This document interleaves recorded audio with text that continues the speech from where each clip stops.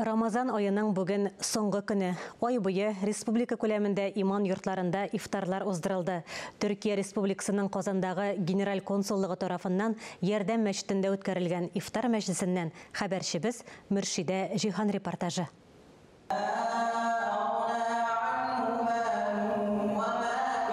Ярдәм берүк вакытта мәчеттә күрү сәләтен югалтқан кешеләрне укыту тернәкләндерүче үзәктә. Биредә Рамазан ае дәвамында ел сайын меңләгән кешегә исәпләнгән ифтар ашлары уздырыла. Әнә шундый тыгыз графикта эшләгән Ярдәм мәчетенең ифтар залы бүген Төркия Республикасының Казандагы генераль консуллыгы карамагында. Başkonsolosumuz olarak geleneksel iftarımızı Yardım Vakfı ile beraber düzenliyoruz bugün.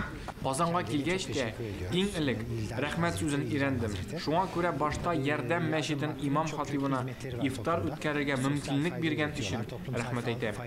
Рамазан барыбыз өчен дә көтеп калган ай. Бик тиз үтеп тә китте.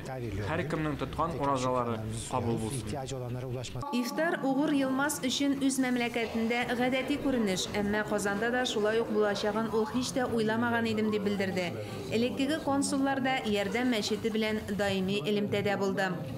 Без көн сайын 1250 ланчбокслар тараттык, 550 кешене ошаттык, шунда утыртып барлыгы 1800 кеше көненә. Бүген безнең Түркия консулы уздыра, бу беренче тапкыр түгел, бу безнең бу яңа консуллар, теге консулларда үткәргәннәре бар. Чөнки безнең бит безнең дин бер, теге безнең мәзһәб бер, шуңа күрә безнең якынлык сизәбез. Мәчет имам мөгаллимнәре Төркия консулы Угур Йылмазны тернәкләндерү үзәге эшчәнлеге белән дә таныштырды. Шунысын да искәртеп үтик, Төркия белән Татарстан арасында дуслык күперен ныгытуга әле керешеп кенә килгән консул үз вәкаләтләренә кагылышлы җитәкчеләр белән очрашырга, рәсми һәм мәдәни чараларда да катнашырга өлгерде.